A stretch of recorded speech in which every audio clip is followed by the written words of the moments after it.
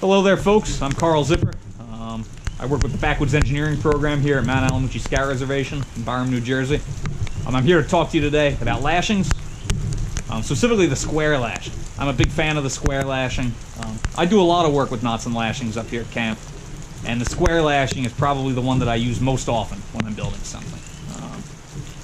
For the average project that I build, you know, a bridge, a tower, a raft, usually 75% or more of the lashings in any one of those projects will be square lashings. So it's a lashing that's worth being familiar with and worth knowing the right way to tie. I've spent a lot of time tying it, and even if you already know how, I suggest you watch this because you'll probably learn a thing or two that you don't know already. First off, when do we use the square lashing instead of one of the other lashings? I've seen that some folks are unclear on this over the years, so I'll clear it up right now. You tie the square lashing to tie together two wooden spars when the spars cross each other and when they touch each other. If the spars cross and they touch, you use the square lashing. The angle that they cross at doesn't really matter a whole lot. Some people think, you know, you can only tie the square lashing if the spars cross square to each other at 90 degrees. You know, that's not true. You can use them when they're a little bit off angle as well. So, to tie the square lashing, we start off, we're going to make a clove hitch that goes around one of these two spars. The first thing we have to think about is, where do we put that clove hitch? There are 4 places that I can put it, but one place is the best. And that place is down underneath, where it's going to take the most force, you know, when you put weight on this spar. If you put the clove hitch up here or off to either side, you know, it won't make the lashing any weaker, but putting it down here makes it a little bit stronger. So to start off, I take my rope, I wrap around the spar so that I have this X on the top. You guys can see the X here. Well, maybe now you can see the X here. Got a nice X on the top. You keep wrapping around, and you tuck underneath the very middle of that X and cinch everything up nice and tight. Alright, there we go. Now we're ready to lash. Now you might recall that most lashings have 2 parts. They have what's called wrapping turns, where you wrap the rope around both spars to hold them together. And then they have what's called frapping turns, where you wrap rope around those wrapping turns you just made to pull everything tight. So we're going to start out with the wrapping turns for the square lashing. And to make those wrapping turns, what you do, you come over one spar, under the next, back over that first spar, back under the other spar. And that is one wrapping turn for the square lashing.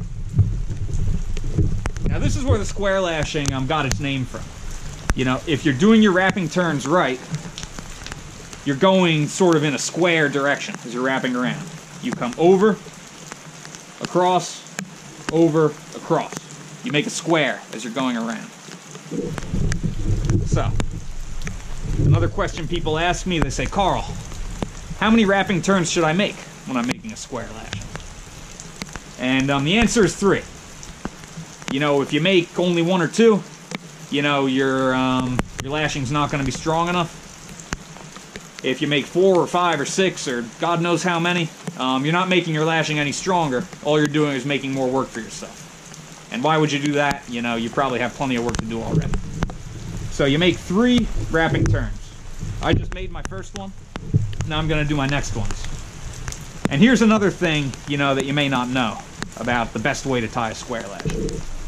When you're doing those next sets of wrapping turns, when you're on top of your lashing, on the side that's in front of me here, you go to the outside of your previous wrapping turn. But when you're on the back of the lashing, you go to the inside of your previous wrapping turn.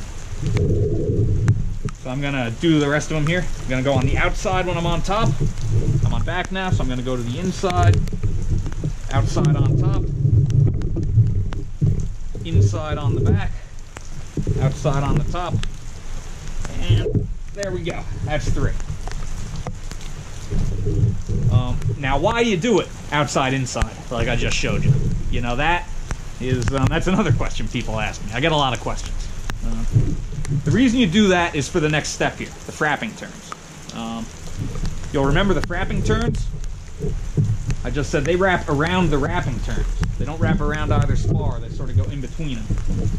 And making these frapping turns is what keeps the lashing tight. When you're making your frapping turns, you want to pull them nice and hard. You want to put your body weight into it. You know, if you have body weight to put into it. You know, so I just made one. I'm going to make my second now. You only need to make 2 of these. Any more than that is just superfluous. 1. Alright, there we go. That's 2. And now here is why you do the outside-inside with the wrapping turns. If you take a close look at the fraps here, where they go across the wraps, you'll see that both fraps are bearing equally on all 3 strands of the rope where they wrap across here. And that way it's pulling on all 3 of them and tightening all 3 of them.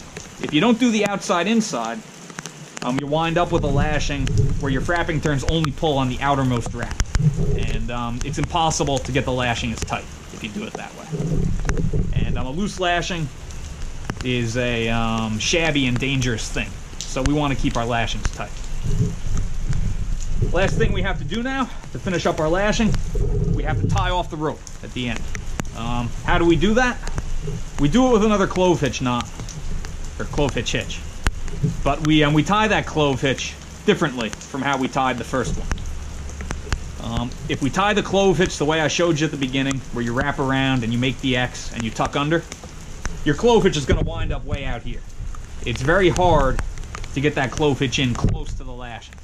And it has to be close to the lashing, otherwise it can slip down and let your fraps get all sorts of loosey-goosey and sloppy and dangerous.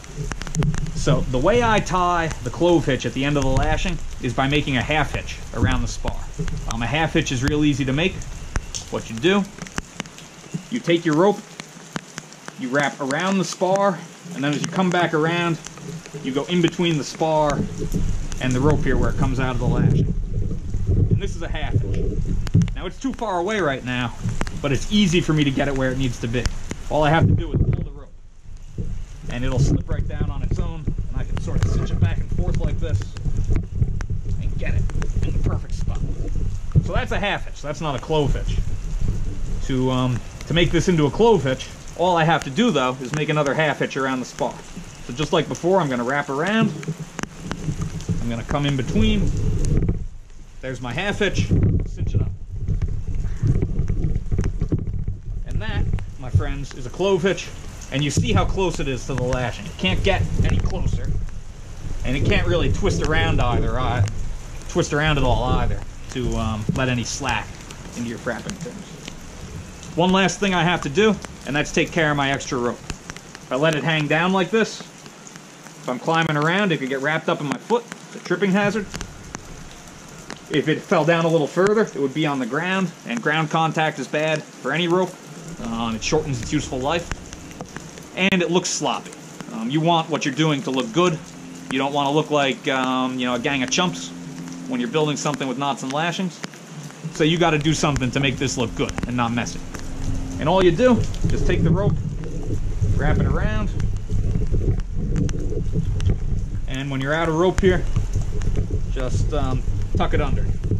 I tuck it under 2, but a lot of people only tuck it under 1, and that's fine too. And that is how we tie a square lashing. You can see the square lashing is pretty tight. It's a tiny bit of wiggle to it, but that's pretty much inherent to any lashing you tie.